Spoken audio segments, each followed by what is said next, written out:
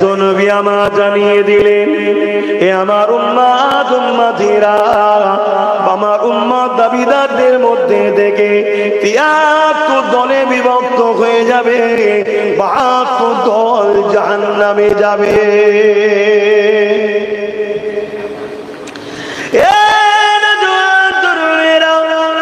আল্লাহ নবী জানিয়ে দিলেন, আমার উম্মত দাবিদারদের মধ্যে থেকে, মুসলমানদের মধ্যে থেকে ৭৩ দলে বিভক্ত হয়ে যাবে, ৭২ দল জাহান্নামে যাবে।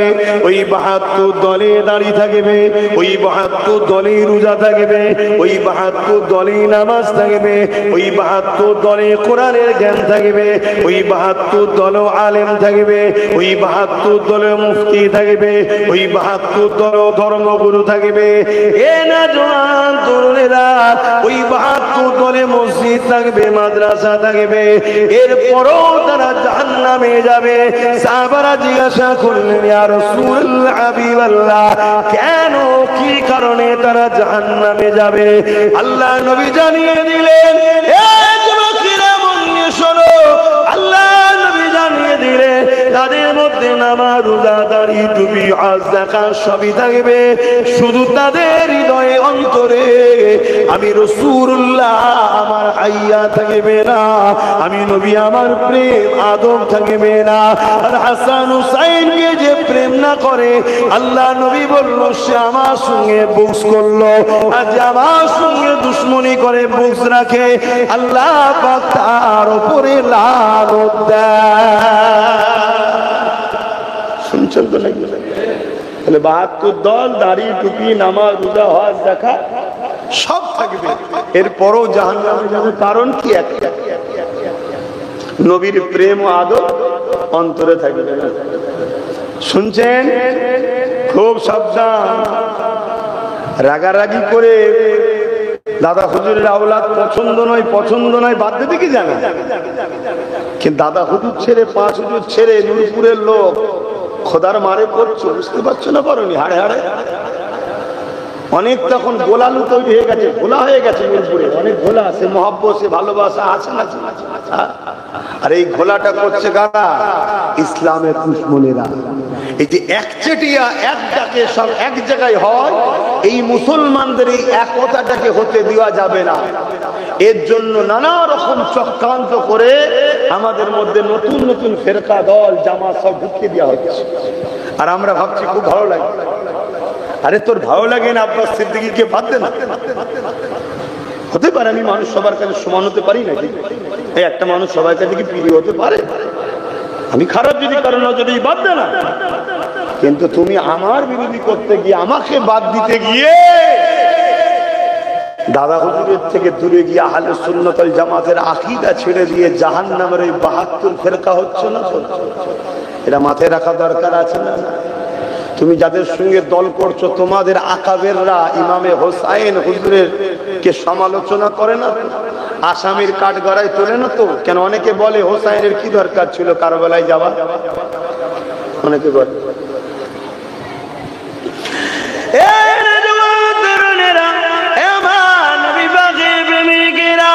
আমার ইমামে হোসাইন পাক কারবালা জমিনে তিনি স্বইচ্ছায় যায়নি গো। এক নবী পাকের ভবিষ্যৎবাণীও রয়েছে, আমার এই সন্তান ডাক দি কারবালা জমিনেতে আমার উম্মাত দাবিদারদের মধ্যে থেকে একদল মুনাফিকদের হাতে আমার এই উম্মাতটা বড়, আমার এই সন্তানটা বড় নির্মমভাবে শহীদ হয়ে যাবে। নবী পাকের ভবিষ্যৎবাণী তো বাস্তবায়ন হবেই হবে। এই যুবকেরা, তরুণেরা, বাপেরা, দ্বিতীয় নম্বর কথা হলো, ইমামে হোসাইন পাক যখন মদিনা শরীফ থেকে মক্কা জমিনে চলে এলো, এই মক্কা শরীফে তিনি থাকতে লাগলেন। মক্কার মানুষেরা ইমামে পাককে পেয়ে বড় খুশি হয়ে গেলে, বড় আনন্দ করতে লাগলে। ইমামে পাককে চতুর্দিক দিয়ে তারা নিরাপত্তায় ঘিরে রাখলে। ও হযরত ইমামে হোসাইন, আমরা আমাদের জীবনের শেষ নিঃশ্বাস পর্যন্ত থাকতে আপনার উপরে কোনো আঁচ আসতে দেব না। পুরো পৃথিবী যদি একদিকে হয়ে যায়, আমরা নিজেদের জীবন দিয়ে নবীর আওলাদকে আমরা জান দিয়ে হলো রক্ষা করব। আরো জোরে বলুন সুবহান।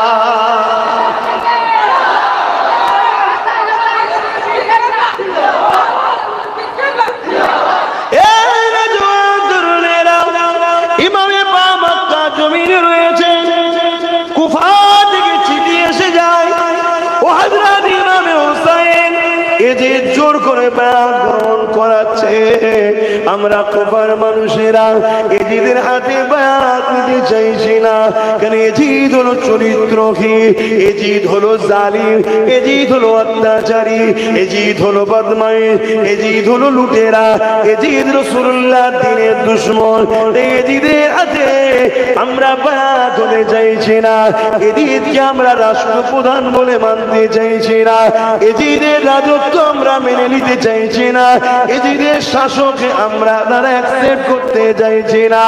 এই মেসেজ যখন ইমামে হুসাইন পাকের কাছে চলে আসলো, ইমামে হুসাইন পাক সাহাবা হুজুরদেরকে দেখাতে লাগলে, এ মক্কা সাহাবারা, মক্কার মানুষেরা দেখেন, কুফার মানুষেরা আমি ইমামে হুসাইনকে তারা ডাকছে, তারা আমার কাছে বায়াত হবে, তারা এমন করে এজিদকে মানতে চায় না। আজকে নূরপুরের লোক দাওয়াত দিয়েছে, আসেন দিন শিখাবেন, হক কথা বলবেন, ইসলামের কথা বলবেন। আমি যদি বলি যাবো না তোদের এলাকায়, কাল তো আপনারা বলতে পারেন যে আমরা দিন শিখবো বলে ডেকেছিলাম, আল্লাহ আসেন ঘরে, কে তাহলে সত্যের মেসেজ তো দিতে হবে নাকি? তো ইমাম পাক যখন এ কথা বললেন, সাহাবারা বললেন না ভাই হোসাইন আপনাকে যেতে দেব না। কেন? কুফার মানুষেরা আপনার আব্বা হযরতে মাওলা আলীর সঙ্গে মুনাফিকি করেছে। হযরতে মাওলা আলীকে শহীদ করেছে কারা গো? বলেন বলেন বলেন। ফজর বেলা হুজুরের পিছনে নামাজ পড়েছে। কুফার মসজিদ দামেস্কে পুরো মেন মসজিদ। যুবক ছেলেরা যদি চাও যাও, যে দেখে আসো। ইরাকে রয়েছে, এখন যাতায়াতের ভিসা টিসা দিচ্ছে, যাও ঘুরে আসে। সুযোগে কবে আবার বন্ধ হয়ে যাবে পুরো ঠিক নেই। সামনে বছরে আমি যাওয়ার নিয়ত করছি ইরাকে। যদি কেউ আমার সঙ্গে যেতে চাও, নিয়ত যদি করো, যোগাযোগ করবে। আমি গিয়েছিলাম একবার, আবার একবার যাবো। কারণ ও প্রচুর, সবচেয়ে বড় কথা মাওলা আলী হুজুরের মাজার আছে, নবীদের মাজার আছে, ইমাম হুসাইন হুজুরের মাজার মুবারক আছে। তা আমরা ভালোবাসি, আমাদের তো যাওয়া দরকার জিয়ারতে।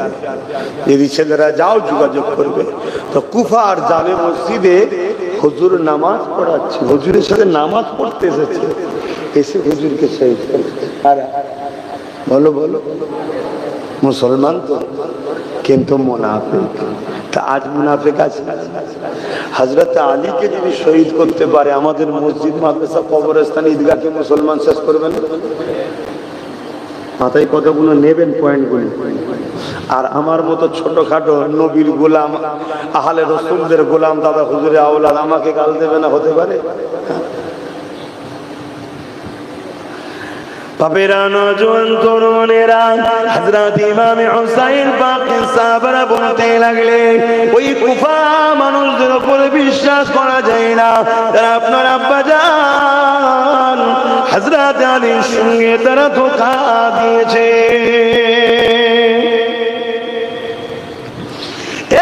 নূরপুরের গ্রামের মানুষেরা, বাপেরা শুনে খেরা, ইসলামের যত ক্ষতি মুনাফিকদের দ্বারা হয়েছে অন্য কেউ করতে পারে না গো। হযরত উসমান গনিকে শহীদ করেছিল কারা? এই মুনাফিকেরা। দাড়ি ছিল, মাথায় টুপি ছিল, নামাজ পড়তো উসমান গনির বাড়িতে 40 দিন ধরে ছিল। তারপরে তারা উসমান গনি হুজুরকে শহীদ করে দিয়েছে গো। এমন করে হযরতে মাওলা আলীর সঙ্গে হযরতে ফাতেমা আয-জাহরা রাদিয়াল্লাহু তাআলা আনহা তিনার সঙ্গে মতনৈক্য তৈরি করে দিয়ে এই যুবকেরা জঙ্গে জামাল পর্যন্ত তৈরি করে দিয়েছিল এই মুনাফিকেরা। শুনছেন? একদিকে শাশুড়ি আম্মা রাসূলুল্লাহ রাহলিয়া, আর একদিকে মাওলা আলী, মুনাফিকরা লড়াই, জঙ্গ, যুদ্ধ বন্ধ করিয়ে দিয়েছে এই মুনাফিকরা। আজকে সেই মুনাফিক আছে না? না, আমাদের একটু হুঁশ করে পা ফেলতে হবে না? হ্যাঁ, আমাদের হয়তো মুনাফিক গ্রাস করে ফেলেছে। হযরত ইমামে হুসাইন হুজুরকে বললেন আপনাকে পাঠানো হবে না। সাহাবা ভাইদের কথা শুনে রয়ে গেলেন। আবার চিঠি এলেন, চিঠির পর চিঠি, চিঠির পর চিঠি আসতেইছে। লাস্টে একটা চিঠি এসেছে, যে চিঠিতে প্রচুর মানুষ কুফাবাসী সই করেছে যে হযরত ইমামে হুসাইন পাক আপনি আসুন, আমরা আপনার হাতে বায়াত হব। আমরা কুফার মানুষ অপেক্ষায় আছি, আমরা আপনার নানা দিনের উপরে মানি, আমরা তার উপরে থাকি। আমরা এই বেঈমান, এই মুনাফিক, এই ইজিদের হাতে বায়াত হতে চাই। হযরত ইমাম হুসাইন পাকি চিঠিটা পাওয়ার সাথে সাথে সাহাবা হুজুরকে দেখাতে লাগলেন এবং বলতে লাগলেন, ও নবীর সাহাবা ভাইরা, আর আমি হুসাইন থাকব না। দেখো দেখো কত হাজার হাজার মানুষ সই করে দিয়েছে, আমাকে যেতে হবে। এবং শেষে একটা লাইন লিখে দিয়েছে, ও হযরত ইমাম হুসাইন, যদি আপনি না আসেন কিয়ামতের দিনে দয়ার নবীকে আমরা জানাবো, ইয়া রাসূলুল্লাহ হাবিবাল্লাহ, আপনার নামাজের কাছ থেকে আমরা দিন নিতে চেয়েছিলাম, আপনার নামাজকে আমরা রাষ্ট্রে প্রধান মানতে চেয়েছিলাম, তিনার হাতে বায়াত দিতে চেয়েছিলাম, এজিদের শাসনকে আমরা মানতে চাই না, কিন্তু আপনার নামাজ আসে না। এই ইমামে হুসাইন কিয়ামতের দিনে রাসূলুল্লাহর কাছে অবজেকশনটা দেব। আল্লাহ নবীর নামাজ হযরত ইমামে হুসাইন বলতে লাগলে, আর কেউ আমাকে রুখবেন না, আমি যাব কুফার জমিনে। সাহাবা হুজুররা তখন বলতে লাগলে, ও ভাই হযরত ইমামে হুসাইন, আপনার যখন এতই যাবার আগ্রহ হয়েছে, তার একটা কাজ করো, আগে আপনার পক্ষ থেকে কাউকে একটা প্রতিনিধি পাঠান, যে আগে কুফার জমিনে চলে যায়, কুফার মহলগুলো দেখো, দেখে দিয়ে তিনি চিঠি করলে তারপরে যাবে। এই জন্য হযরতে ইমামে মুসলিম হুজুরকে, হুসাইন হুজুরেরই ভাই হয়, হযরতে মুসলিম হুজুরকে পাঠিয়ে দিলে। এ নওজওয়ানেরা, ইমামে মুসলিম হুজুর চলে গেলেন, সঙ্গে দুটো বাচ্চা ছিল, মুহাম্মদ আর ইব্রাহিম, নিজের বাচ্চা দুটোকে নিয়ে চলে গেলে। যাবার পর কুফার মানুষেরা ইমামে মুসলিম হুজুরকে পেয়ে বড় আনন্দ প্রকাশ করলো, বড় ইস্তেকবাল করলো, বড় স্লোগান দিল। এবং ইমামে মুসলিম হুজুরের হাতে একজন দুজন নয়, 40,000 উপরে মানুষ বায়াত অ্যাকসেপ্ট করে নিলে। এই মেসেজটা ভালো না খারাপ? ইমাম মুসলিম হুজুর দেখলেন চতুর্দিকে আবহাওয়া, সবাই হুজুরকে বড় ইস্তেকবাল করছে, সম্মান করছে। পিয়া ভাই, আমরা ইতিহাস পড়েছি এবং মায়ের কোল থেকে ছোটবেলা থেকে ইতিহাস শুনেছি, শুনে আমরা বাইরে বেরোই, পড়ে বাইরে বেরোই, মানুষ জানি আজও আমার কওমের মধ্যে প্রচুর গাদ্দার আছে। এরপরও কিন্তু আমরা হকের পক্ষে কথা বলি, এরপরও আমরা মানুষকে বিশ্বাস রেখে তার সাথে মিশি। শুনছেন তো নাকি? আর এরপরও আমরা জানি হাতের 5টা আঙুল সমান নয়, কিছু লোক গাদ্দারি করে। আমরা জানি সবকিছুকে নিয়েই আমরা চলি। কেন? আমার ইমাম পাকে সঙ্গে ধোঁকা হতে পারে, আমি তো কোথাকারের খেয়ে, আমার সঙ্গে হবে না, হতে পারে। তারপরেও কিন্তু আমাদেরকে হক কথা বলতে হবে, হক পথে চলতে হবে। কেন? আমাদের পরীক্ষা এটা দুনিয়া, সম্পূর্ণটা পরীক্ষা। কি ফায়সালা ওটা আল্লাহর পক্ষ থেকে হবে। আমাদের ইরাদা থাকবে আমি হকের পক্ষে থাকবো। নওজোয়ান তরুণেরা, এ নবী পাকের প্রেমিকেরা, ইমামে মুসলিম হুজুর আবহাওয়া ভালো দেখে হুজুর আমার চিঠি লিখে দিলেন, সালাম দিয়ে বলতে লাগলেন, ও হযরত ইমামে হুসাইন, কুফার মানুষেরা আপনার বড় অপেক্ষায় রয়েছে, আপনি কুফার মানুষের জন্য রওনা দেন। এ যুবকেরা, ইমামে মুসলিম হুজুর চিঠি ছেড়ে দিল। যে চিঠিটা ছেড়ে দিয়েছে, সঙ্গে সঙ্গে জিদ কুফার যে গভর্নর ছিল তাকে চেঞ্জ করে দিয়ে একটা বড় জালিম অত্যাচারী খুনি মারওয়ানকে বসিয়ে দিল। যে বড় অত্যাচারী, বড় জালিম, বড় খুনি। কেন? আগে যে ছিল গভর্নর, সেই ইমাম মুসলিম হুজুরকে ঠিক রুখতে পারছে না, কন্ট্রোল করতে পারছে না। এজন্য কি করলো, বড় করে আরো বড় বদমাইশ, আরো বড় জালিম, আরো বড় গুন্ডা, আরো বড় খুনি তাকে বসিয়ে দিল, মারওয়ানকে। আজ যদি আমরা সমাজে দেখি খারাপ যদি না একটু আলোচনা করতে পারি তো নাকি? আপনারা আমাকে ভালোবাসেন তো নাকি? মুরব্বীরা সন্তানের মতো, ভাইয়েরা ভাইয়ের মতো ভালোবাসেন তো নাকি? একটু হাত তুলে দেখান। আলহামদুলিল্লাহ। বাস্তবের সঙ্গে মিলাতে হবে তো নাকি? আজ আমরাও সমাজে দেখছি কি দেখি, আজকে ছোট ছোট এজিদগুলো, আজকের ছোট ছোট এজিদগুলো সেই নবী খানদানকে কোনোভাবে রুখতে পারছে না, একটার পর একটা গুন্ডাকে চেঞ্জ করছে, একটার পর একটা গুন্ডাকে চেঞ্জ করছে। এখন ঠিক মারওয়ান মার্কা একটা গুন্ডাকেই বসিয়েছে, দেখছেন না? খবর টবর রাখেন তো নাকি? ওইদিকে এজিদদেরই লড়েন লোক, সব এক ক্যাটাগরি, তাদেরকে রুখার জন্য চেষ্টা করছে না, সেই নবী খানদানটাকে রুখার জন্য দেখুন কত চেষ্টা করছে। কেন?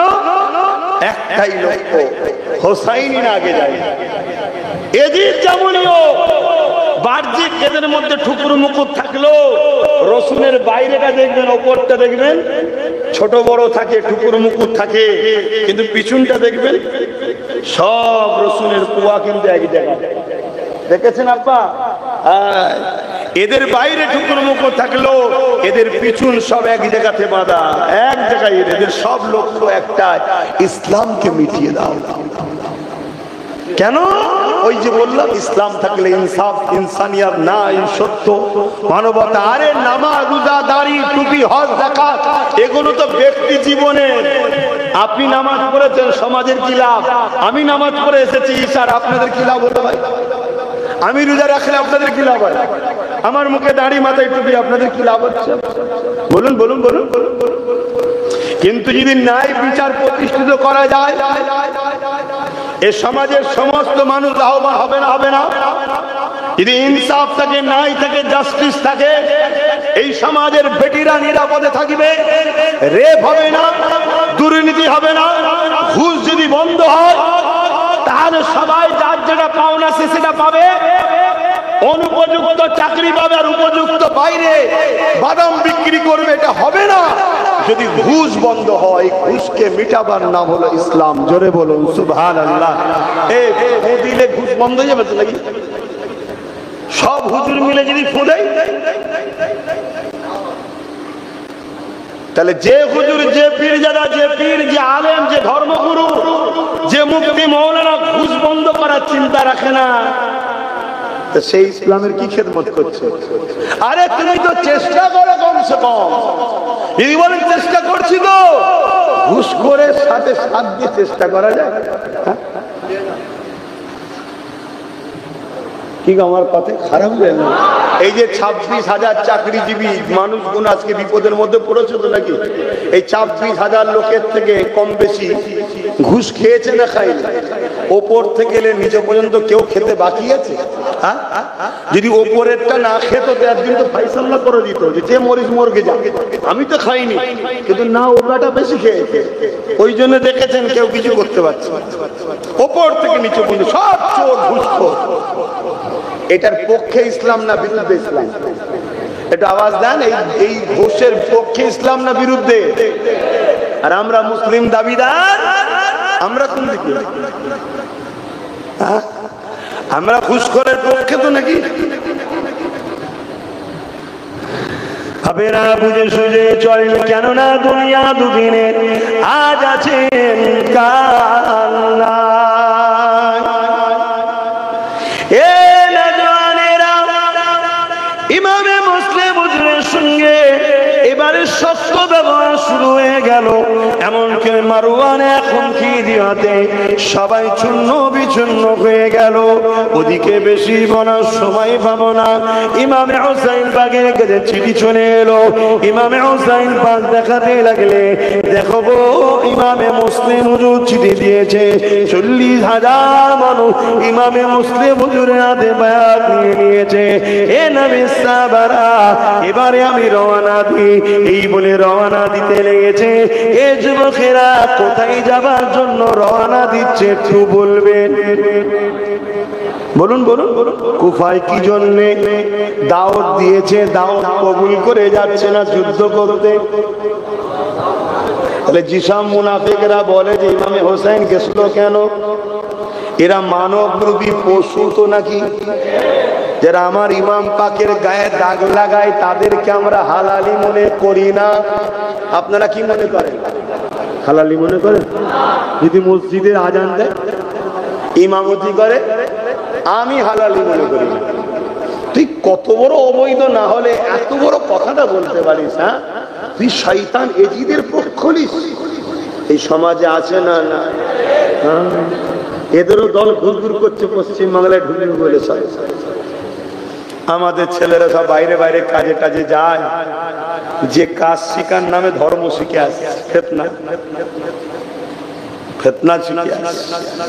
নবীকে ধরো, নবীকে ধরো, সমস্ত বিপদ থেকে আল্লাহ তোমায় মুক্তি করবে। আজ নবী ধরতে না পারো, তুমি কাজে কেউ শান্তি হবে না, যেখানে যাবে সেখানে বিপদে পড়বে। হযরত ইমাম হুসাইন পাক বেরিয়ে পড়লেন। এ নওজওয়ানেরা, 82 জন মানুষকে নিয়ে বেরিয়ে পড়লেন।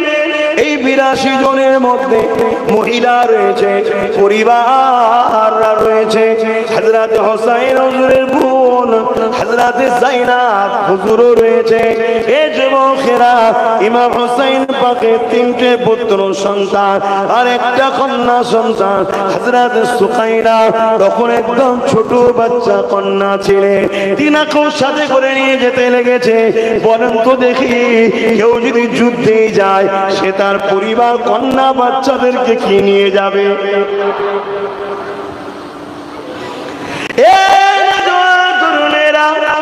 এইভাবে যখন রওনা দিলেন, যেতে যেতে যেতে এদিকে খবর হয়ে গেল আমল করে ইমাম হোসেন কুফা থেকে রওনা দিয়ে দিয়েছে। এই খবরটা পাওয়ার পরে এজিদ 1000 বাহিনী একটা টিম বানিয়ে দিল। ওই দলের নেতৃত্ব দিয়েছিল হুর বিন এজিদ নামে একটা ব্যক্তি, তিনি ওই দলের নেতৃত্ব দিতেছিলেন। এই 1000 টিমকে নিয়ে ইমামে হোসেন পাক হুজুরকে রাস্তায় আটকে দিল। এই রাস্তায় আটকে দিয়েছে, আপনাকে কুফার জমিনে যেতে দেওয়া হবে না, আপনাকে এমন করে বায়াতের জন্য এজিদের কাছে যেতে হবে। ইমামে হোসেন পাক, এ যুবকেরা, তরুণেরা, বাপেরা 3 দিন ধরে এজিদ বাহিনী ইমামে হোসেন পাকের রাস্তাকে আটকাচ্ছে, পাচ্ছে না। কখনো এদিকে চলে যায়, কখনো ওদিকে চলে যায়। এই রকম দিন যেতে যেতে প্রথমে 1000 কাফেলা এলো, তারপরে 4000, তারপরে 5000। এইভাবে যখন 9 মুহররম এসে যায়, ইমামে হোসেন পাককে রুখার জন্য 22000 সৈন্য চলে এসেছে। ভেবে দেখেন, এক হোসেনকে রুখার জন্য 22000 লোক এজিদ পাঠিয়েছে। বললেন না সুবহানাল্লাহ? এখানে পাওয়ারটা কার হচ্ছে? আমার ইমাম পাকে। একজনকে রুখতে গিয়ে 22000। শুনছেন? সামান্য উদাহরণ দেখলেই বুঝতে পারবেন আমার মতো হুজুরের জুতো বড় উপযুক্ত হয়েছে পেরেছি কি আমি জানি না। আমি অত সম্মানও পেয়েছি কি জানি না, ইমাম পাকে জুতো বড় উপযুক্ত হয়েছে কিনা। শুনছেন কি বলছি? আমি আব্বাস সিদ্দিকী কি বলছি শুনছেন? আমি ইমাম পাকে জুতো বাবারও উপযুক্ত হতে পেরেছি কি জানি না। ইমাম পাকে শান বোঝেন আপনারা? তা আমার মতো ছোটখাটো লোককে ধরার জন্য গেছি, ভুলে গেছেন নাকি আপনারা? হ্যাঁ, ভুলে গেছে। যদি রাত্রিরে 2500 পাঠাতে হয়, তাহলে ইমাম পাকের জন্য 22000টা বেশি ছিল না কমই পেটিয়েছে? কমই পেটিয়েছে। আরো তাহলে পরে এসেছে না আসে না? হ্যাঁ, অনেক রয়াতে আছে, আরো এসেছে। কিন্তু 9 মুহররমে এই 22000 এসেছে। শুনছেন? অসুবিধা হচ্ছে? এই 22000 সৈন্য এসে হাজির হয়ে গেল। ইমামে হোসেন পাককে ঘিরে ফেলেছে। ইমামে হোসেন পাক এমন করে একটা প্রস্তাব পাঠালো। এর বীজখানে কিন্তু অনেক কিছু ঘটেছে, সব ধারতে বলতে গেলে একদিনে হয় নাকি ভাই? আমি তো মেন জিনিসগুলো বুঝাচ্ছি, এর মধ্যে অনেক হয়েছে। প্রথম ওই যে হুর বললাম, ওই হুর আমার ইমাম হোসেন পাকের প্রথম থেকে একটু কিন্তু দুর্বল ছিল, মানে জুলুম করতে চায় না, নবীর খানদানের সম্মান করছিল। কথা বুঝে আসছে? এসব অনেক এর বীজখানে আছে, সব বলতে গেলে তো বাপ কিন্তু এক ধার থেকে পড়ানোর মতো পড়াতে হবে। তাহলে হযরত ইমাম হুসাইন পাক এজিদ ভাইয়ের কাছে একটা পয়গম পাঠিয়ে দিল। কি পয়গম? আজ রাতটুকু এখানে আমরা কোনো ফিতনা ফাসাদ না করে যে যার এলাকায় তাঁবুতে থাকবো। এই কথাটা শুনে সীমার একটু নিঃশ্বাসটা ফেললো, বাঁচার নিঃশ্বাস। সবাই বলতে লাগলো এই নিঃশ্বাস কিসের? যা হোসাইন মনে হয় ভয় খেয়ে গেছে, বায়াতটা মনে হয় নিয়ে নেবে। সবাই বলতে লাগলো আমাদের কমান্ডার সীমার যদি না হোসাইন বায়াত নাই, এতে খাবরাবার কি আছে? আমরা 22,000 রয়েছে। সীমার বলেছিল কার বিরুদ্ধে এসেছিস তোরা জানে? শেরে খোদা মৌলা আলীর বেটার বিরুদ্ধে এসেছে। 22,000 কোনো ব্যাপারই নয়, পুরো পৃথিবী যদি একদিকেও দাঁড়িয়ে যায়, হোসাইনের মোকাবিলা করার কোনো মা সন্তান জন্ম দিতে পারেনি। আরো জোরে বলুন সুবহান।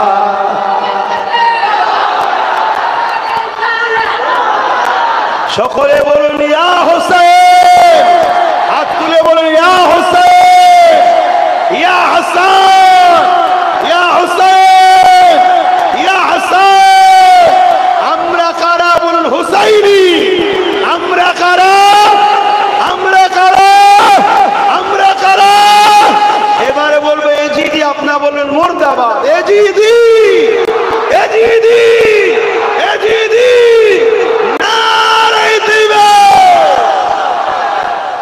কিয়ামত পর্যন্ত হোসাইন হাসান নাম রাখবে, কেউ এজিদ নাম রেখেছেন নাকি? যারা এত পক্ষপাতিত্ব করে ছেলেদের নাম রাখেন না, শয়তান প্রকাশ হয়ে যায় কি? আর অথচ আমার দাদু জান হাসানও রেখেছে, হোসেনও রেখেছে, আছে না? না। আহারে, আহলে রাসূলদের নাম রেখেছে খাতুনে জান্নাত। খবে দেখিয়ে বলছে জুলফিকার, বাবা তুমি আমাদেরকে খুব ভালোবাসো, তাই বাচ্চাগুলোর নাম আমার বাচ্চাদের সঙ্গে রেখেছো। জুলফিকার, তোমার উপরে আমার বাবা বড় খুশি, রাজি। জোরে বলুন সুবহানাল্লাহ।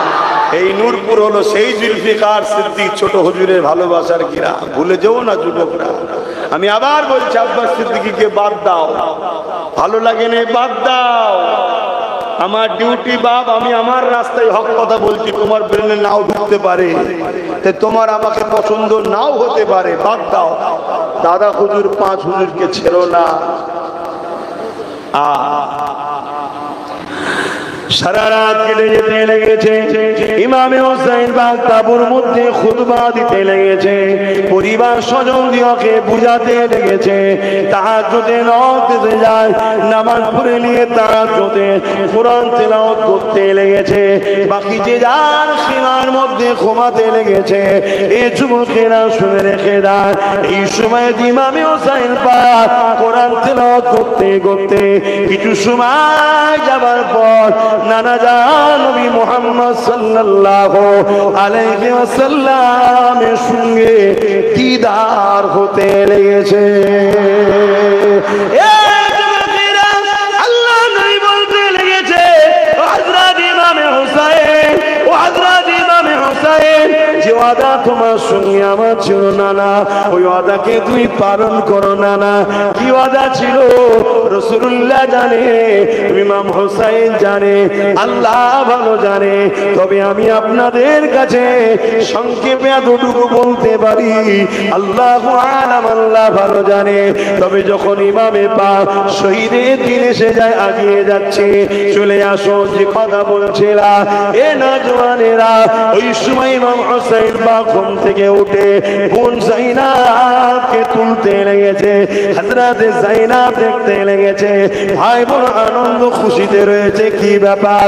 ওই সময় বলতে লেগেছে, জাইনাব রে, এ আমার বোন, শুনে রেখে দাও, আল্লাহ যত কঠিন পরীক্ষায় নিক না কেন, ধৈর্যের সঙ্গে থাকবে, সবরের সঙ্গে থাকবে, খবরদার ধৈর্য হারা হবে না, সবর হারা হবে না, আল্লাহর উপরে ভরসা রাখবে। নানা জানে দিদার পেয়েছি, নানা জানাবে কৌসারের পানি নিয়ে দাঁড়িয়ে আছে, বলতে লেগেছে, নানা ওয়াদা পূরণ করো, চলে আসো, কৌসার পান করাবো। আরো জোরে বলুন সুবহানাল্লাহ। এর পিছনে বহুত বড় রহস্য আছে ভাই। আম সমাজে রহস্য উদ্ঘাটন করতে গেলে উদ্ঘাটন করা যায়, আবার সব কাঠি দিবার বক্তার তো অভাব নেই না। কেন একটা সময় পড়ার আগে তা আমিও আম ছিলাম নাকি, শিক্ষার আগে, এখনো আম মানুষ, সেটা বলছিলাম, কিন্তু শিখতে তো হবে, জানতে তো হবে। শহীদ একটা বড় নিয়ামত, তাই তো নাকি? আমি সংক্ষেপে শুধু এতটুকু টাচ দেবো, ধরে লিখতে হবে। শহীদ একটা নিয়ামত তো নাকি? এই সব কপালে জোটে? এটা বড় কপাল যাবে, তাই না? আল্লাহ যাদেরকে খুব বড় কপাল দেয় তাদেরকে এই মাকামটা আল্লাহ গিফট করে, শহীদ। জোরে বলুন সুবহানাল্লাহ। যেমন হযরতে আলী, হযরতে খালিদ বিন আলী রাদিয়াল্লাহু তাআলা, তিনি 120 বা 25টা লড়াই করেছেন। প্রত্যেকটা লড়াইয়ে তিনি দোয়া চাইতেন, আল্লাহ আমি যেন শহীদ হই। হয়নি। কথা বুঝে আসছে? তাহলে কি তার কপাল ছোট বলছি? নাউজুবিল্লাহ না। তার একটা কারণ ছিল, কেন তিনি সাইফুল্লাহ, আল্লাহ তরোয়াল, আল্লাহ তাই তাকে টুকরো করতে দেয়নি। জোরে বলুন সুবহানাল্লাহ। তো শহীদ একটা কিন্তু লড়াই হলেই যে হবে এমন ব্যাপার নয়, বড় কপালের ব্যাপার। এবং আল্লাহ হোসাইন পাককে সব থেকে বড় শহীদ দিয়েছে। আচ্ছা ভেবে দেখুন তো, নবীর চাচাজান হুজুররাও, হযরত হামজা হুজুর শহীদ হয়েছে, যার কলিজাকে চিবানো হয়েছে, ভাই অতটা আলোচনা হয়? হামজা হুজুরের অতটা আলোচনা হয়? আর আলোচনা হলো হোসাইন হুজুরের আলোচনা যেভাবে হয় ওইভাবে হয় কি? আর না, হোসাইন হুজুরের আলোচনা হলে যে আমরা দুঃখ কষ্টটা পাই, ওটা কি পাই না? আমি তেনাকেও সম্মান করছি, বাস্তবটা বুঝাচ্ছি। কেন? মন দিয়ে এবারে শোনেন পয়েন্টটা। যে জিনিসটা আমার নবীর মধ্যে নাই ওটা নিয়ামতই নয়। যে জিনিসটা আমার নবীর মধ্যে নাই ওটা নিয়ামত নয়। যদি নবীর মধ্যে শহীদ না থাকে, তাহলে শহীদরা এই দিক দিয়ে তো নবীর থেকে বড় হয়ে যাবে, ঠিক না বেটি? কিন্তু নবী কি শহীদ হয়েছে? জাহিরি নজরে বলছে, কোন ময়দানে গিয়ে তিনাকে কি জালিমদের অত্যাচারে আল্লাহ তিনার কি ইন্তেকাল করিয়েছেন? শহীদ দুই ধরনের হয়, একটা রুহানি, একটা জাসমানি। ইমামে হোসাইন পাক হুজুরের শহীদ তার হাকিকাতে মুহাম্মদ রাসূলের শহীদ। এই মাকাম ইমাম হোসাইন পাক দ্বারা আল্লাহ পাক করিয়ে দিচ্ছেন। কেন? আল্লাহ ওয়াদা করেছেন যে আমি আমার বন্ধুকে জালিমদের হাতে কতল হতে দেব না। এই একটা ওয়াদা। আবার বলছে যেটা আমার নবীর মধ্যে নেই সেটা নিয়ামত নয়।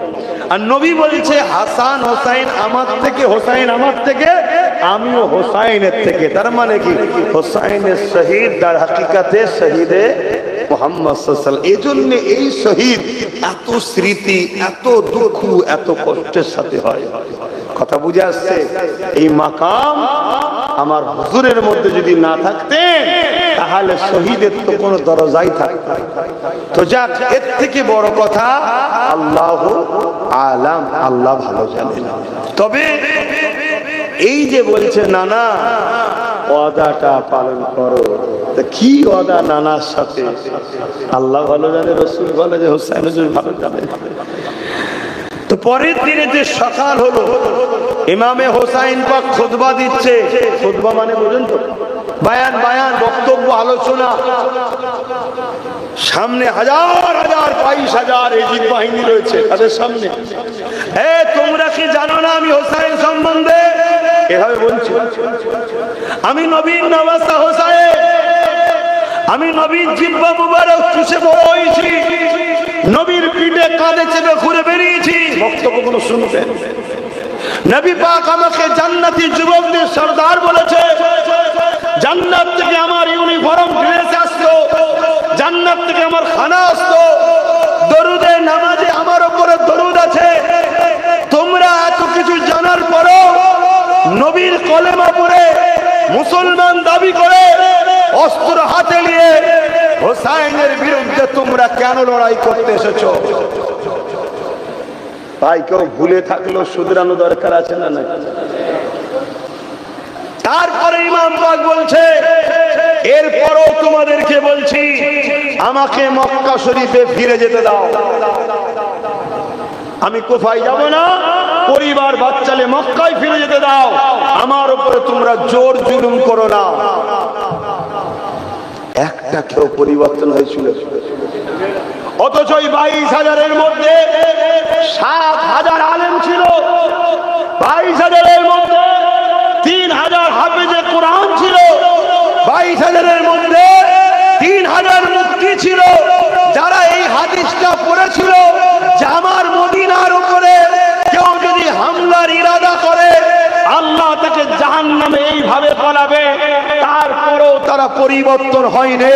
কারণ এজিদ কাউকে পদের লোভ দিয়েছে, এজিদ কাউকে অর্থের লোভ দিয়েছে, এজিদ কাউকে ধন দৌলত দিয়েছে। তাই সামনে হোসাইনের বক্তব্য শোনার পরেও পরিবর্তন হয়নি, পরিবর্তন হয়নি। আজকেও আমরা দেখতে চাইছি কেউ 500 টাকায় ইসলামের দুশ্মনের কাছে বিক্রি, কেউ 1000 টাকায় বিক্রি, কেউ একটা গাড়িতে বিক্রি, কেউ একটা আলোতে বিক্রি, কেউ গাড়ির উপরে পুরো আলো জ্বলবে তাতে বিক্রি, কেউ সামনে দুটো পুলিশ গাড়ি, পিছনে দুটো পুলিশ গাড়িতে বিক্রি। একবারও এরা পরিবর্তন হতে চাইছে না। এরা ভাবছে না যে আমার মসজিদের দুশ্মনীরা, মাদ্রাসার দুশ্মনীরা, কবরের দুশ্মনীরা, খানকার দুশ্মনীরা, কোরআনের দুশ্মনীরা। একবারও এদের মধ্যে কোনো সচেতন নাই। এত করে জলসা করে উলামারা বুঝাচ্ছে, হাক্কানি আলেমরা বুঝাচ্ছে, এরপরও পরিবর্তন হচ্ছে না। কেন হচ্ছে না? সেদিন জাহান্নামের কুকুর হয়েছিল না হয়নি? জাহান্নামে আজকেরও কুকুর হবে না? হবে না। কিন্তু তোমরা যারা শুনছো তোমাদের পরিবর্তনের দরকার আছে না? হাত তুলে বলো পরিবর্তন হবে না? হবে না? হাত লম্বা করে বলো পরিবর্তন হবে না? হবে না? তাহলে আমার সঙ্গে আওয়াজ দাও। ওয়াকাবের দুশমন যারা, বলো ওয়াকাবের দুশমন যারা, আমাদের দুশমন তারা। ওয়াকাবের দুশমন যারা, আমাদের দুশমন তারা। ওয়াকাবকে আমরা মিটাতে দেব না, ঠিক না বেঠিক? সে যদি কেন্দ্র সরকারও হয় তার বিরুদ্ধে লড়াই হবে। আর কেউ যদি বলে আমার বাংলায় ওয়াকাব আন্দোলন করা যাবে না, সে আমাদের দুশমন, তার বিরুদ্ধে লড়াই হবে। রাজি নেই, ঠিক না বেটা?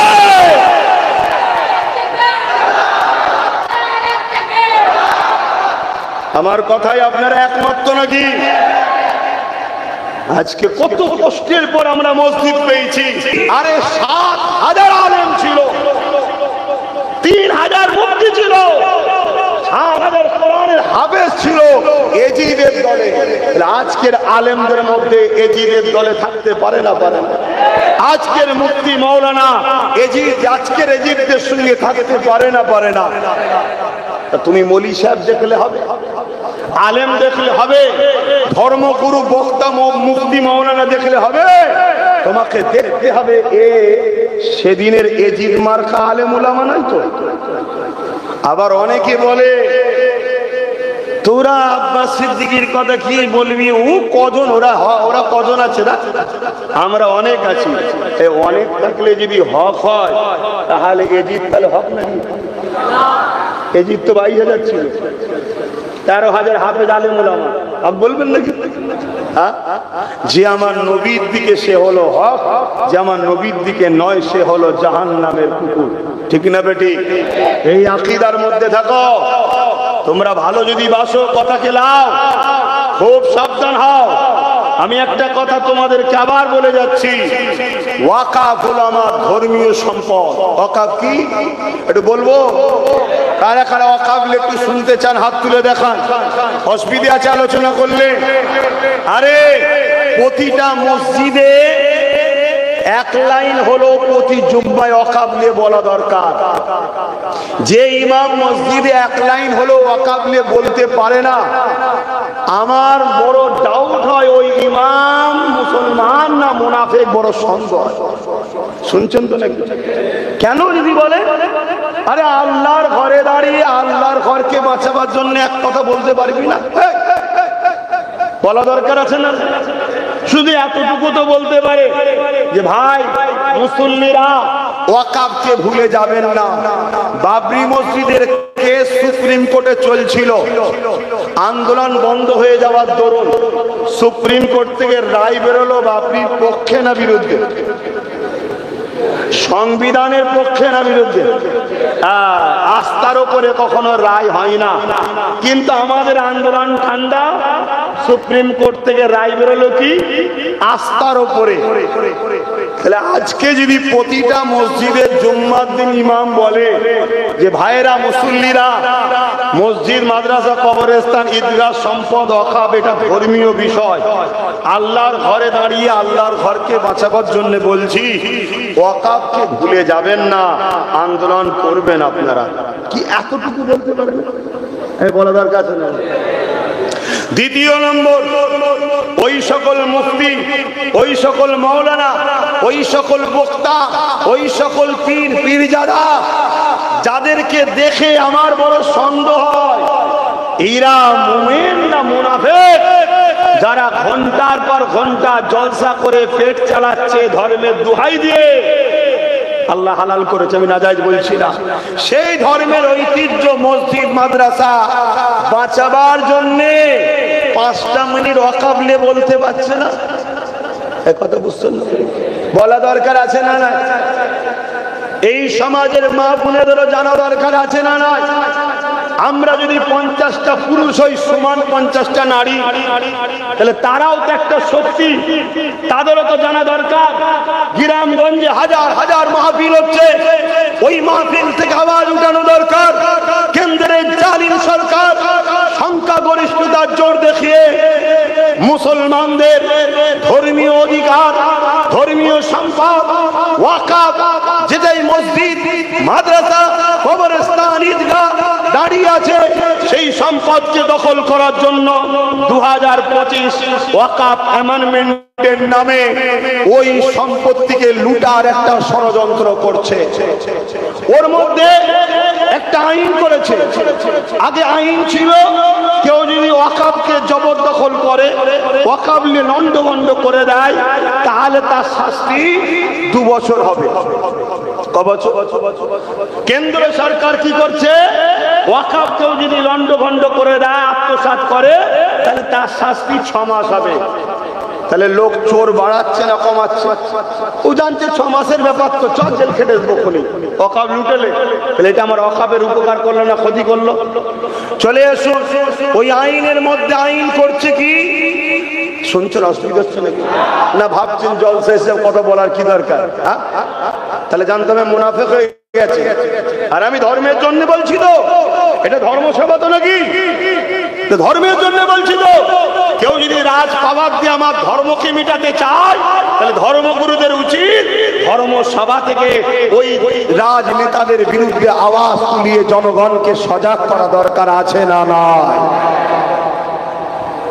তো কেন্দ্র সরকার আইন করছে কি যে ওয়াকাফ যদি কেউ 12 বছর দখল করে রাখে, আগে আইন ছিল 12 বছর দখল করে রাখলে অন্য কেউ যদি সে যদি ওয়াকাফ কমিটি যদি চায় ওই সম্পদকে ফিরিয়ে নেব, যে দখল করে রেখেছে তাকে উচ্ছেদ করে দিয়ে ওই সম্পদ ওয়াকাফ দখল করে নিতে পারবে। বুঝে আসছে? কেন্দ্র সরকার নতুন আইন করছে কি, কেউ যদি 12 বছর দখল করে রাখে, তাহলে ওই সম্পদকে আর দখল ওয়াকাফ স্টেট করতে পারবে না। এটা ওয়াকাফের পক্ষে না বিরুদ্ধে? বিরুদ্ধে আইন করছে। তাহলে এই আইনগুলো যদি হয়, তাহলে আমার রাজ্যে ৭৫,০০০ বিঘে জমি রাজ্য সরকারও তার আমলা চামলারা দখল করে রেখেছে। এই ৭৫,০০০ বিঘে ১৩ বছর ধরে দখল করছে, আর জীবনে পাবো? তাহলে আইনটা সংবিধানের বিরুদ্ধে, আইনটা ওয়াকফের বিরুদ্ধে, আইনটা ইসলামের বিরুদ্ধে।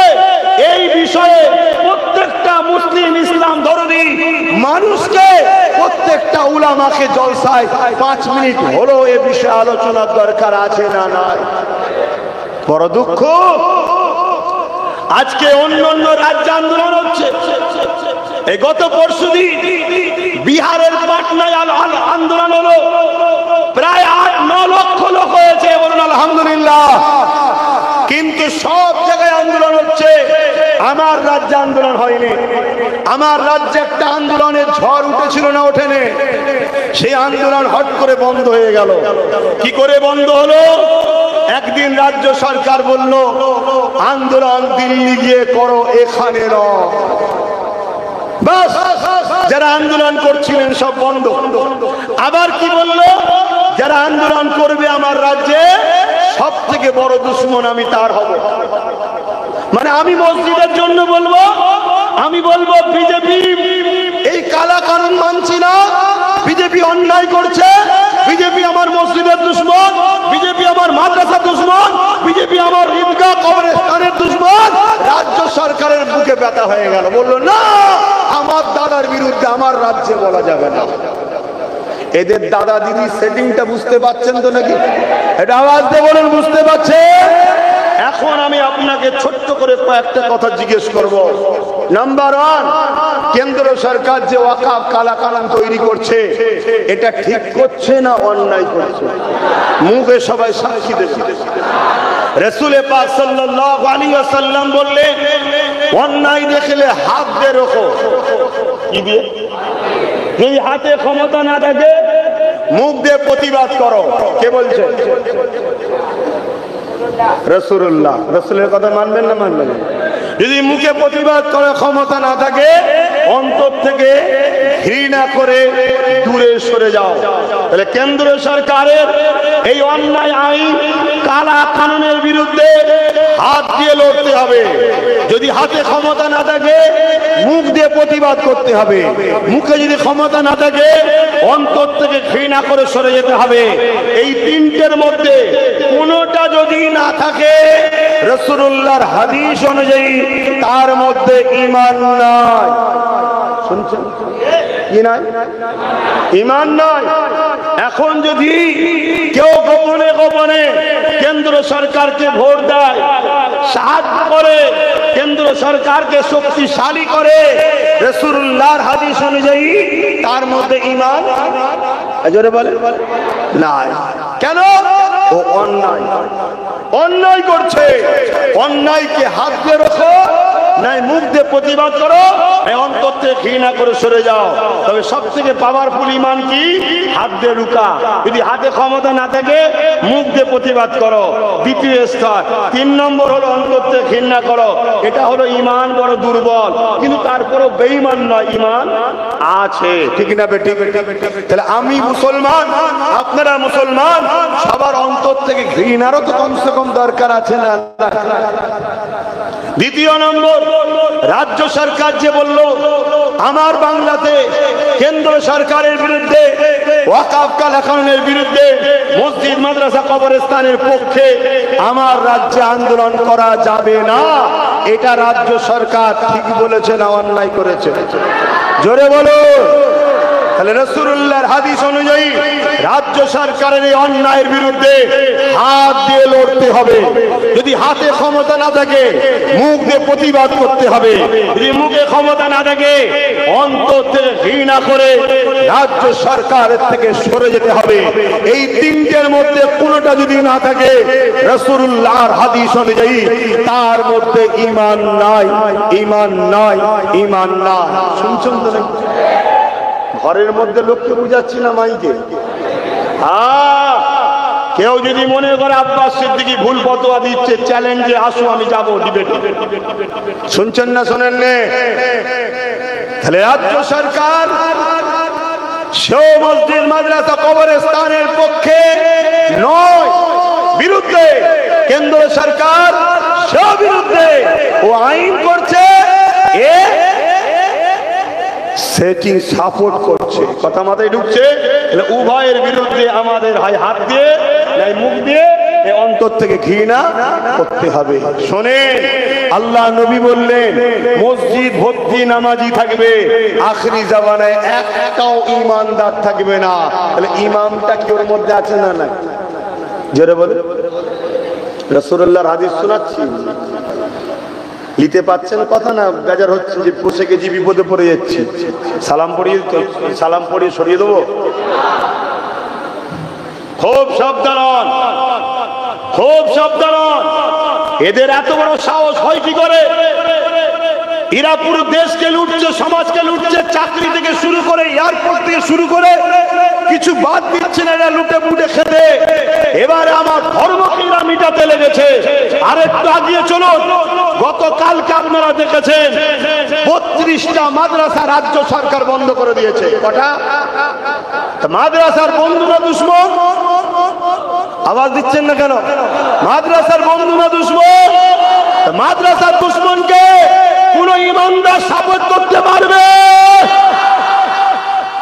এতদিন লড়াই ছিল রুজি রুটির, এবারে ইমানের লড়াই চলে এসছে। বলছে আমি নাকি সব থেকে বড় দুশ্মন হব যেটা আন্দোলন করে। আরে আমরা মুসলমান, যার হাত দিই সে ক্ষমতা পায়। একবার বুদ্ধদেব বাবু বলেছিল মাদ্রাসায় জঙ্গি হয়, আমরা মুখ ফিরিয়ে নিতে বুদ্ধদেব বাবুর কি হয়েছিল মনে আছে? এর এত মিজাজ কিসের? এর মিজাজ হওয়ার কারণ হলো কি, আমাদের একদল উলামাকে খরিদ করেছে, আমাদের একদল ইমাম মুফতি মৌলানাকে খরিদ করেছে, আমাদের একদল ধর্মগুরুদের খরিদ করেছে। কাউকে আলো দিয়ে, কাউকে গাড়ি দিয়ে, কাউকে পুলিশ পাহারা দিয়ে, কারো ঘর করে দিয়ে, কাউকে মোটা অঙ্কের টাকা দিয়ে এর দালালি করছে। আজ আমি জানতে চাইছি, আমার মাদ্রাসা বন্ধ হয়ে গেল, এইবার বলো এর পক্ষে কি এখনো পীর পীরজাদা মুফতি মাওলানারা থাকতে পারে? যদি থাকে তাহলে জানতে হবে রাসূলুল্লাহর হাদিস অনুযায়ী ও বেঈমান পীর পীরজাদা, ও বেঈমান মুফতি মাওলানা, ও বেঈমান ইমাম, ওর সাথে সাথ দেওয়া কখনো মুমিনের কাজ হবে না। কেন? রাসূলের হাদিস আখরি জামানায় আসমানের নিচে জমিনের উপরে সবথেকে নিকৃষ্ট হবে একদল উলামা। শুনছেন বলে? হ্যাঁ, তুমি দাওয়াত করবে কি না করবে পরের বিষয়। আমি না বললে আল্লাহ আমাকেও জাহান্নামে দেবে। তাহলে আমি আল্লাহর জন্য বলছি। শত শেষ করবার একটা কথা বলে যায়। শাসক বলছে রাস্তার কুকুরগুলো ঘুরে বেড়ায়, কুকুরের বাচ্চাগুলো ঘুরে বেড়ায়, তারা মিড ডে মিল পাবে, কিন্তু মুসলমানদের মাদ্রাসায় মুসলমানদের বাচ্চারা মিড ডে মিল পাবে না। আজ ওই পীর পীরজাদা মুফতি মাওলানা যারা শাসকের দালালি করে, তাদেরকে জানতে চাই, তাদেরকে জিজ্ঞেস করতে চাই, আর তুমি যে রাস্তার কুকুরের বাচ্চার থেকে রাজ্য সরকারের কাছে মুসলমানের বাচ্চারা কি আরো নিকৃষ্ট? এই কুকুরের বাচ্চারা মিড ডে মিল পাবে বলছে, কুকুর মিড ডে মিল পাবে বলছে, মাদ্রাসার বাচ্চারা মিড ডে মিল পাবে না বলছে। এর জবাব দিতে হবে আমাদেরকে, ঠিক না বেঠে? উলামাদের ঘরে জিজ্ঞেস করো যারা এখনো দালালি করছে।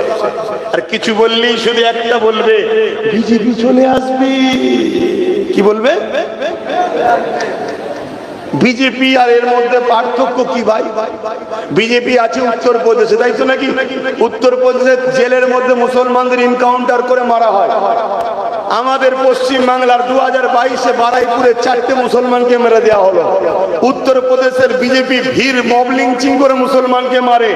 আমার বাংলাতে 3 জন মুসলমানকে 22-23 জন মিলে ঝুপঝাপ করে বেলগেছিয়াতে পিটলো। উত্তরপ্রদেশে হিজাব থাকলে হিজাব নিয়ে টানাটানি হয়। আমার রাজ্য তো হিজাব খুলে দেওয়া হচ্ছে না, হয়নি। হিজাবের জন্য পরীক্ষায় বসতে পারছে না, পারেনি। উত্তরপ্রদেশের মুসলমানদের ঘরে পুলিশ মারে।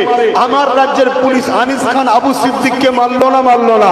উত্তরপ্রদেশে রেপ হয়, আমার রাজ্যে রেপ হয় না?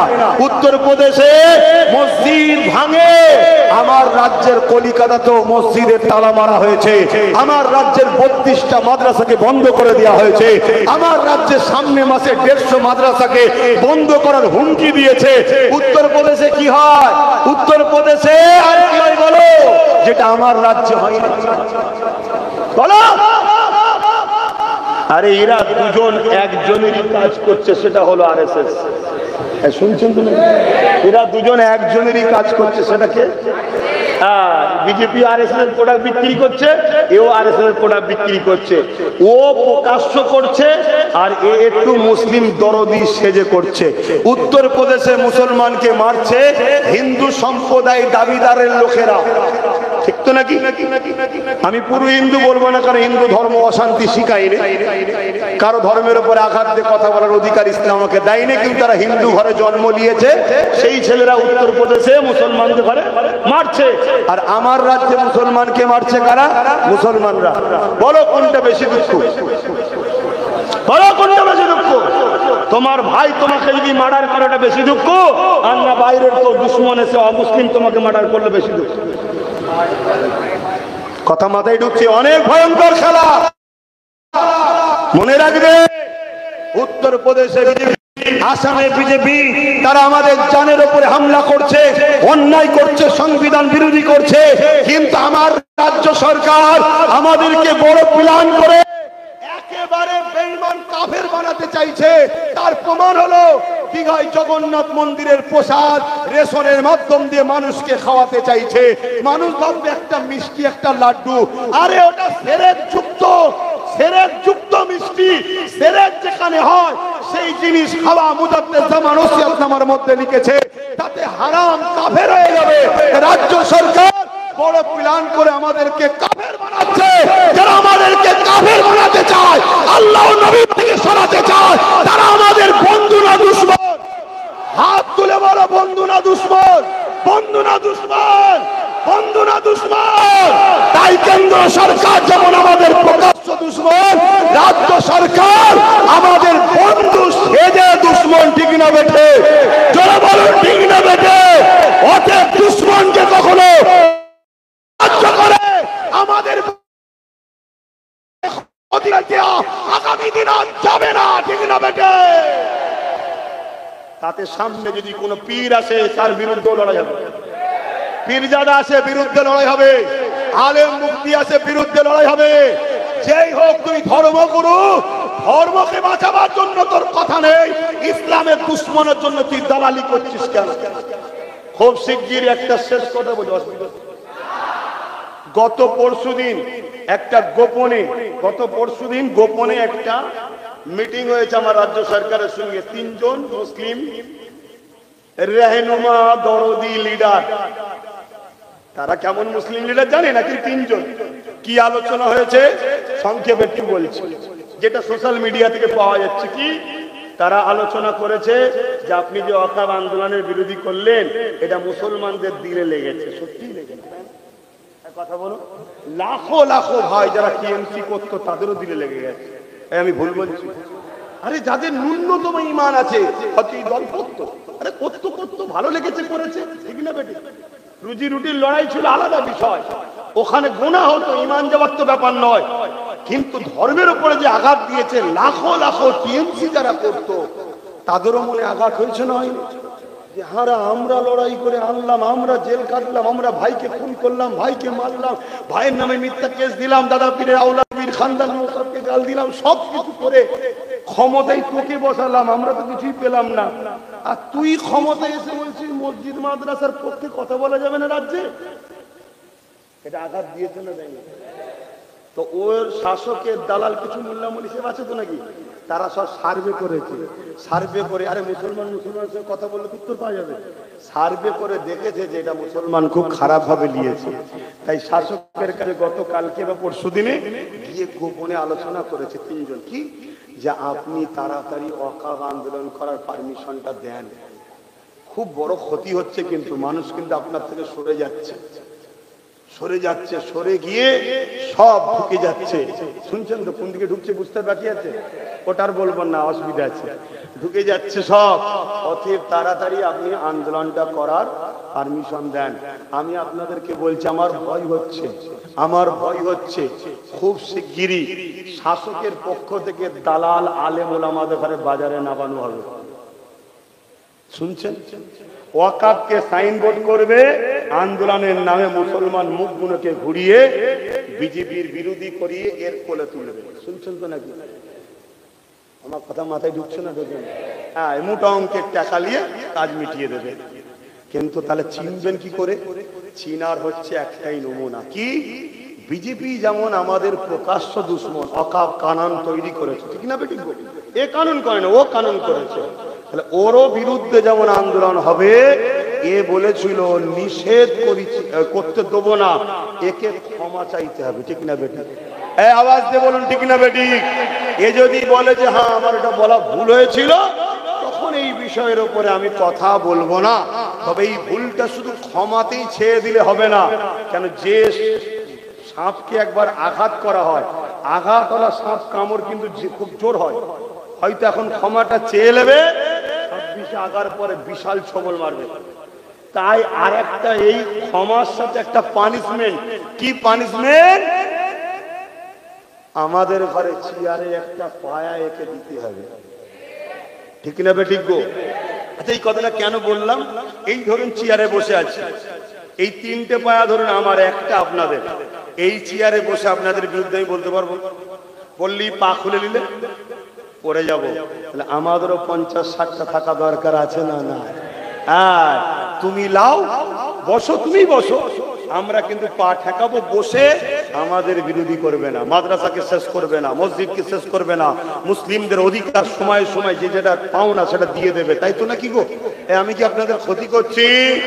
যদি না করে, একটা ভয়ানক তথ্য বলে যাচ্ছে, ভয়ানক তথ্য। মিডিয়া দেখো, তোমরা মিডিয়া দেখো। 1997 আগে যারা জন্ম হয়েছে, 1987 আগে যারা জন্ম হয়েছে, তাদের ভোটার কার্ড থেকে নাম বাদ যাচ্ছে। শুনছেন? ওই যে নাগরিকত্ব এনআরসি শুরু হয়ে গেছে। শুনছেন? আমার রাজ্যের নির্বাচন কমিশনার এই কাজটাকে আমার রাজ্য সরকারও সাপোর্ট করেছে। শুনছেন? তাহলে 1987 আগে যারা জন্ম হয়েছে তাদের নাম ভোটার কার্ড থেকে বাদ দেওয়ার কাজ শুরু হয়েছে। এই একদিনেতে সবাইকে বাদ দেবে না। 3 কোটি কি 3.5 কোটি আছো, আর পুরো দেশ মিলিয়ে হয়তো 40 কোটি আছো, প্রথম বছরে হয়তো 4 কোটি বাদ দেবে। কিছু বুঝতে পারবে? যার বাদ গেলে সে চুরি চুরি করে, বাকিরা বলবে আমার বাদ যায় না, আমি কেন টেনশন নেবো। তারপরে আবার 4 কোটি, কমছি না বাড়ছি? একটা দিন ওই 1000 টাকার ব্যাংক নোটের মতো আমাদের দশা হবে। শুনছেন? কারো কাছে আছে নাকি 1000 টাকার নোট? যদি কারো কাছে থাকে চলবে। এখন যদি মসজিদে চাঁদা তোলা হয়, ও যদি বলে 1 লাখ টাকা, ভাই তকবীর তো খুব হবে নাকি?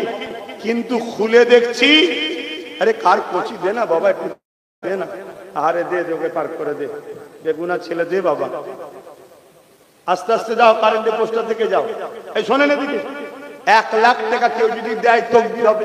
আর খুলে দেখছি সেই বাতিল হওয়া, ব্যান্ড হওয়া 1000 টাকার নোট কেউ নেবে?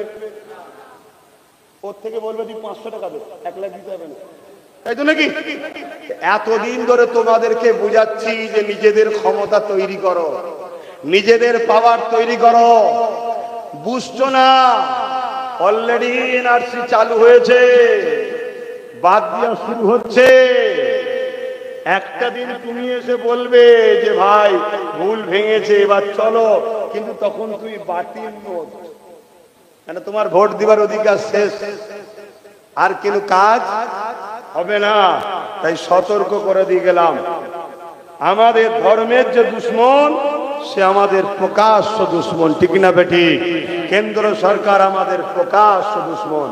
আল্লাহ নবী বললেন প্রকাশ্য দুশ্মনের থেকে ছদ্মবেশী দুশ্মন বেশি ভয়ানক। কে বলছে? রাসূল। তাহলে আজকে বিজেপির ক্ষমতা ছিল বাড়ি বাড়ি প্রসাদ পৌঁছাবার, জোরে বলো, দেখুন বন্ধু সেজে কি করছে, কাফের বানাচ্ছে। আচ্ছা, এই নিয়ে কোন আলেম ওলামা পীর পীরজাদা কথা বলছে? কেন বলছেন না? এত বড় একটা মুসলমানদের ঘরে কাফের বানাবার চক্রান্ত চলছে, এলিও যদি কথা না বলে তার কথা বলবে কবে? না, এরা চটিকে নারাজ করতে চাইছে না, চটি নারাজ করতে চাইছে না। তাহলে বলুন, আমি চুপ করে যাব?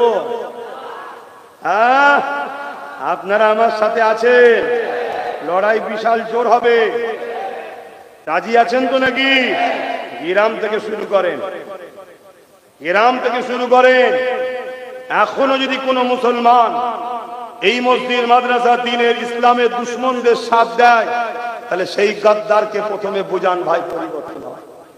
আজ পরিবর্তন না হয় তাহলে তুই জাহান্নামের কুকুর হচ্ছিস, ভোগে যা। একবার আমাদের বিষয়ে চুচা শব্দ করবি না, যদি করিস ইসলামের দুশমনের সঙ্গে যে ব্যবহার করতে হয় সেই ব্যবহার করবো, ঠিক না বেঠিক? দ্বিতীয় নম্বর কথা, আগামী দিন এই ওয়াকফকে বাঁচাতে কেন্দ্র সরকারের কালা কানুনের বিরুদ্ধে, সংবিধানকে বাঁচাতে, মানুষের অধিকার রক্ষা করার স্বার্থে আমি আব্বাস সিদ্দিকী যদি ব্রিগেডে ডাকি, নিজেদের গানের পয়সা খরচ করে যারা যেতে পারবেন তারা হাত তুলে সাক্ষী দেন। লম্বা করে হাত তুলুন। হাত সত্য তো? হাত সত্য তো? হাত সত্য তো? হাত নামান। কেন আমি ব্রিগেডে চাই? অনেকে বলছে নাকি ব্রিগেড হয়নি, পরে কেন করেনি, কি ব্যাপার না ব্যাপার, অত আমি ডিপে যাচ্ছি না। কিন্তু ব্রিগেড করার অধিকার মুসলমানদের আছে না নয়? যদি বিজেপি করতে পারে, বাম কংগ্রেস করতে পারে, টিএমসি করতে পারে, লক্ষ কণ্ঠে হিন্দু ভাইয়েরা গীতা করছে, তাদেরও হক আছে করতে পারে, আমরা কেন করতে পারবো না? অতএব আমরা সেই ব্রিগেডে যাব। আমার লক্ষ্য আল্লাহর কাছে আসা 25 থেকে 30 লক্ষ মানুষের একটা সমাগম করব ইনশাআল্লাহ। আপনারা যে হাতগুলো তুলেছিলেন, ধোঁকা নয় তো, বিক্রি হওয়া হাত নয় তো, মৃত্যু আছে না নাই? আল্লাহ সব দেখছে না দেখেনি? এতদিন লড়াই ছিল রুজি রুটি চাকরি কারবারের, এই রুজি রুটি চাকরি কারবারের পাশাপাশি আজ লড়াই হলো আমাদের ধর্মীয় সম্পদ, ওয়াকফ, মসজিদ, মাদ্রাসা, কবরস্থান, ঈদগাহ, খানকাকে বাঁচানো। মা গাফিল থাকে, আল্লাহ লানত আসবে আমাদের উপরে। এতে কোন ধর্মগুরু সারা দিচ্ছে না দিচ্ছে দেখার দরকার নয়, কোন মুফতি মাওলানা ইমাম সারা দিচ্ছে দেখার দরকার নয়। তবে যে সারা দেবে তাকে আমরা কাঁধে করে চলবো, যে সারা দেবে তাকে আমরা ইস্তেকবাল জানাবো। আর প্রকাশ্যভাবে আমরা ঘোষণা একটাই করব, আমরা লাল বুঝি না, নীল বুঝি না, সবুজ বুঝি না, ব্লু বুঝি না, কোন দল বুঝি না। ওয়াকফের জন্য যে আমাদেরকে ভাগীদারির রাজনীতি সাথ দেবে, বাকি জায়গায় আমরা তার জন্য লড়বো, ঠিক না বেঠিক? ওয়াকফের পক্ষে যে আমরা তাদের সাথে, ঠিক না বেঠিক? জোরে বলুন, ওয়াকফের সঙ্গে যে আমরা তাদের সাথে, ঠিক না বেঠিক? ওই মুখে বলবে আমার উপরে ভরসা করো, আমি হতে দেব না, তোমার উপরে ভরসা করে এখন এনআরসি হওয়া শুরু হয়ে গেছে। শুনছেন তো নাকি? তোমার উপরে ভরসা করেছিলাম, 1 মাসের মধ্যে আনিস খান বিচার পাবে, পেল না। উপরন্ত 9 বছরের ফুটফুটে তামান্নাকে তোমরাই বোম মেরে মেরেছো, ঠিক না বেঠিক? অতএব তোমার উপরে ভরসা আর করা যাবে না। তুমি বলেছিলে 10,000 মাদ্রাসা করব, 10,000 মাদ্রাসা তো করনি, 32টা মাদ্রাসাকে বন্ধ করে দিলে।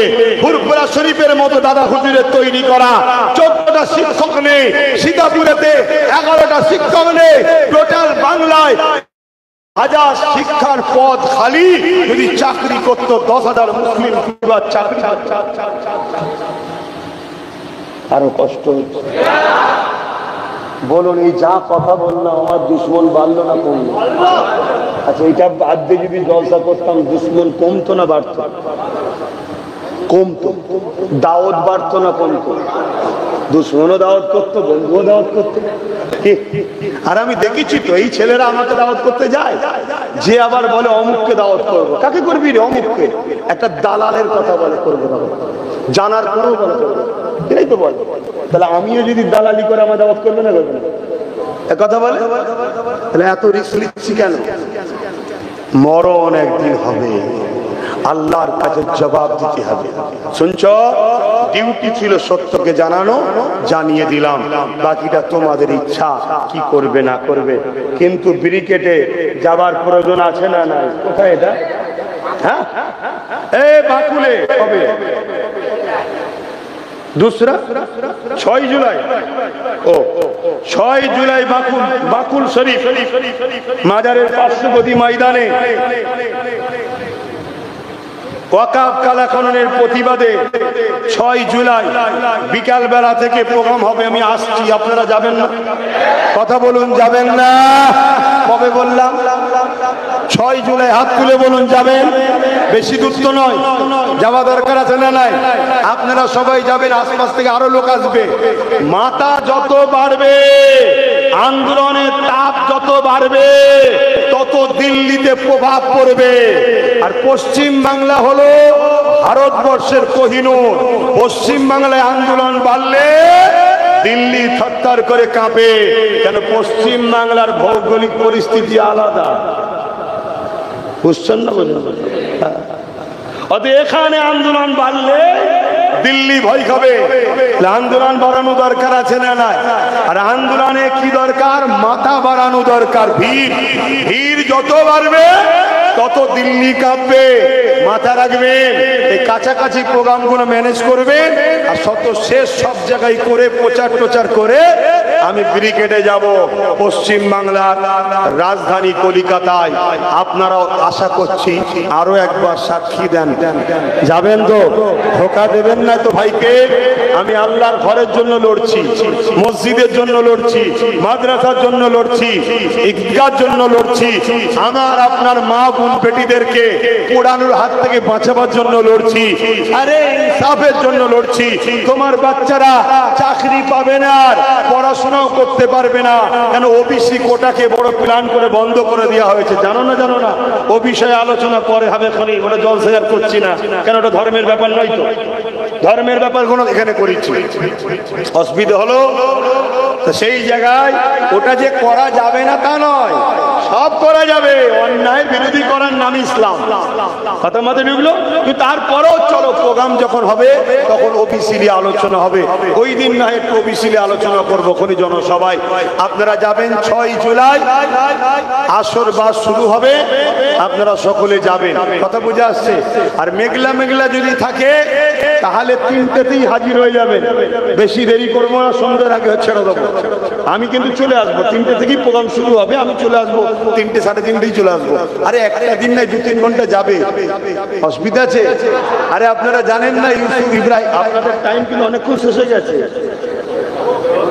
10টা বন্ধ করার কথা, কোথায় গেল শাহাবুদ্দিন? কটা বাজছে না? 11টা। আমি করছি কিন্তু আপনারা অখুশি হচ্ছেন না ভাই। সত্যি বলেন, আমি কিছু ভুল করছি?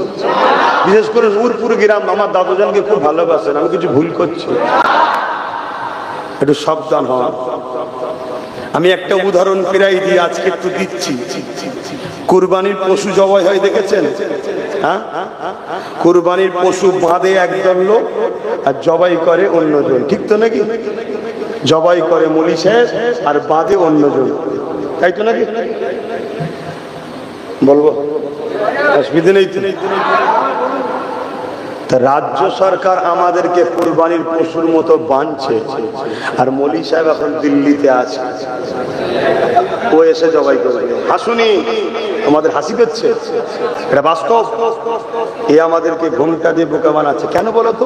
পশ্চিম বাংলায় 40% মুসলমান, এখানে ডাইরেক্ট মুসলিম বিদ্বেষী করে করলেই মুসলমান যদি লাভ মেরে একটা মহাজোটের দিকে চলে যায় তাহলে পড়ে যাবে না? পড়ে যাবে না? রাজ্য সরকার মুসলিম দরদির নামে আস্তে আস্তে বিজেপিকে বাংলায় চাষ করছে। এত বিজেপি ছিল বাংলায়, চাষ হচ্ছে না? হয়নি? হ্যাঁ, চাষ করে শক্তিশালী করছে। সময় যেই হবে বাধা হয়ে যাবো আমরা, মলি সাহেব এসে জবাই করবে। অতএব আসবে তো বটেই, আসার আগে নিজেরা শক্তিশালী হও। একটা আল্লাহ দিয়েছে, একটাই যদি এরা দুজনই খাপাখাপি টাইপের হয়ে যায় তাহলে ওর সাথে যদি 2টা 40 থাকতো কি হতো বলেন তো? কথা বলে আজকে সুপ্রিম কোর্টে কেউ কেস করেছে অকামিয়ে তোমার বলুন? করেছে, রাজ্য সরকার করেছে, কিন্তু নওশাদ করেছে। কিন্তু ওর সাথে আরো 40টা থাকতো, 40টা কেস বাড়তো না কমতো? এমএলএ এর কেসের গুরুত্ব আছে না? না, এগুলো মাথায় রাখো, নিজেদের একটু হলো হাতে পাওয়ার রাখো, খালি হাতে ঘুরুনি, খুব সাবধান হও। তো যাক, আল্লাহ আমাদেরকে বুঝার তৌফিক দিক। মনে রাখবে, মাদ্রাসার মিড ডে মিল দিচ্ছে না, অথচ রাস্তার কুকুর খাই খাক বলছে। কতটা ঘৃণা করে, অথচ আমাদের ট্যাক্সে চলে। এই যে দীঘায় যে মন্দির করেছে, কাদের ট্যাক্সে? পশ্চিমবাংলার নাগরিকের ট্যাক্সে। তাতে আমাদেরও ট্যাক্স আছে না? নাই, আমাদের ট্যাক্সে তৈরি করে দিল। দেখুন, যেটা সংবিধান বিরোধী। এই ভাষাটাকে নিয়ে আমাকে যেন হিন্দু বিরোধী ভাববেন না। না, হিন্দু ধর্মের মন্দির, পোশাক, ওটা হিন্দু ধর্মগুরুদের কাজ। মসজিদ, মাদ্রাসা, ঈদগাহ, জলসা, তাবারুক, এটা মুসলিম ধর্মগুরুদের কাজ। শাসকের কাজ 4টে: শিক্ষা, স্বাস্থ্য, কর্মসংস্থান আর তার বাসস্থান। এই 4টে নাগরিককে দিতে হবে। তা না করে কোটি কোটি টাকা তছনছ করে ছড়াচ্ছে। আচ্ছা বলো তো, দীঘাটা মুসলিম হিন্দু সমস্ত ধর্মের লোকের বেড়াবার জায়গা ছিল, তাই তো নাকি? এখন ওই জায়গাটা কি হলো বলুন? এখন কি বেড়াবার জায়গা না ধর্মস্থান? তাহলে চিন্তা করো কি প্ল্যানটা চলছে, ভারতকে কোন দিকে নিয়ে যাচ্ছে, বুঝতে পারছো? যদি আজ না হেদায়েত হও, পরিবর্তন না হও, তোমার বাচ্চাগুলোর জন্য কাফন কমসে কম ঘরে একটা কিনে রেখো, কাফনটাও পাবে না। এটা মনে রেখে দিয়ে প্যালেস্টাইনের মানুষদের দেখে শিক্ষা লাও। পলিথিন, কম্বল, ইটা সেটা জড়াচ্ছে, কাফনও নেই। কথায় কেউ কষ্ট পেলেন, আসুন সালাম দেবো ইয়া নবী।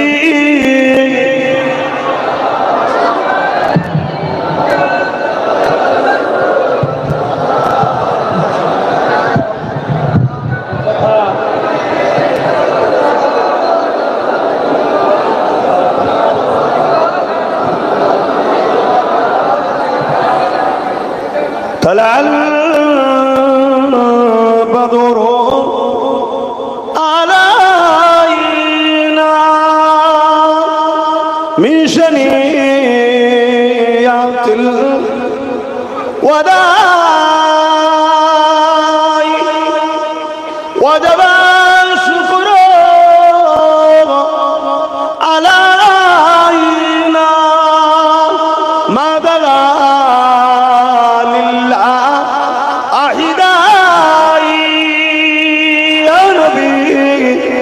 سلام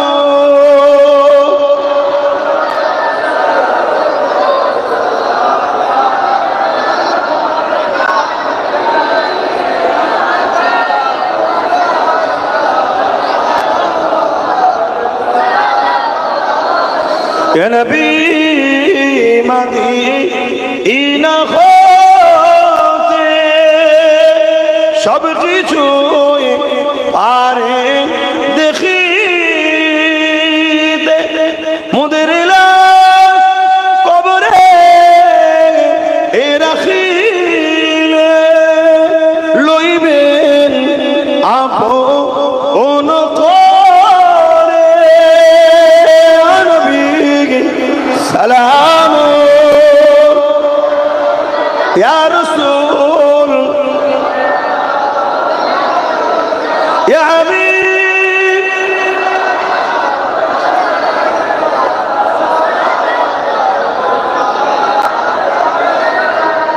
সকলে বসুন। বালাগাল উলা বিকামালিহি কাসাবাত দুজা বিজামালিহি। না সাল্লু আলাইহি ওয়া আলিহি আল্লাহুম্মা সাল্লি আলা সাইয়্যিদিনা মাওলানা মুহাম্মদ ওয়া আলিহি। আমার আব্বা জানেরা, ছোট্ট ছোট্ট বাচ্চাগুলো বেঁচে থাকার কোনো নিশ্চয়তা নেই। কিছুদিন আগে কালীগঞ্জে দেখলেন ছোট্ট একটা 9 বছরের বাচ্চা তামান্নাকে বোম ফেরে ফেরে মেরে দিল টিএমসির লোকেরা, দেখলেন তো নাকি? ভাবুন পরিস্থিতি কোথায়। এরা শুধু মুসলমানকে মারছে, এদের টার্গেট মুসলমানদের খুন দরকার, আর মারছে কে? আর অন্য রাজ্যে মুসলমানকে মারছে কে? বিজেপি হিন্দু ঘরের ছেলেদেরকে দিয়ে। কথা মাথায় ঢুকছে না? ঢুকে নেই? তাহলে ভয়ঙ্কর খেলা চলছে পুরো দেশ জুড়ে আমাদেরকে শেষ করে। তাই একজন ধর্মগুরু হিসাবে আমার কি দায়িত্ব নয় আমার মসজিদের দুশ্মনদের ঘরে চিনানো, একটু সারা দেবে, মাদ্রাসা দুশ্মনদের ঘরে চিনানো, ঈদগাহ খানকা কবরস্থান বড় দুশ্মন আর ছোট দুশ্মন চিনানো দরকার আছে না না? মুনাফিক চিনানো দরকার আছে না না? তাই একটু বললাম, আপনারা কি কষ্ট নিলেন? এরপরও যদি মনে হয় যে আব্বাস সিদ্দিকী খারাপ, কিয়ামতের দিন বোঝাপড়া হবে, এছাড়া আর কি বলতে পারি? আর কিছু বলার নেই। তো সংক্ষেপ করছি, ছেলে কোনো মুহররম উপলক্ষ করে তাবারুক কি প্যাকেট তাবারুকও করেছে আপনাদের জন্য। কি তাবারুক? বিরিয়ানি, আলু ভাতে, গোশত করতে পারিস না? যাক, তাবারুক তাই তো নাকি? হ্যাঁ, করেছে ছেলেরা মুহররম উপলক্ষ করে তাবারুক আমাদেরও করা দরকার, তাই তো নাকি? আমরা সবাই এই তাবারুক ও মাহফিলের সঙ্গে একটু শরীক হয়ে যাই, তাহলেই আমাদের হয়ে যাবে। যার যা খুশি একটু শরীক হয়ে যান। ছেলেরা যাচ্ছে, হ্যাঁ লিজা চাদর লিজা, যার যা এক খতম কালামুল্লাহ সেই তেলাওয়াত আছে। আরে বেশি করে লোক দিবি তো বাবা, এখানটা তো একজন ওঠেন না, একজনকে ওঠেন করে হাত বেরিয়ে যেতে দেন না, এর পরেই দেন না। হ্যাঁ দেবেন, সব তো ধর্ম নিজেদের, সব তো নিজেদের ব্যাপার। ভাই প্রত্যেক দলের বক্তারা আসে, তাদের দলকে বাঁচাবার জন্য দলের দুশ্মনদের বিরুদ্ধে কথা বলে না? বলে না? কথা বলে। তাহলে আমি এসেছি আমার রাসূলের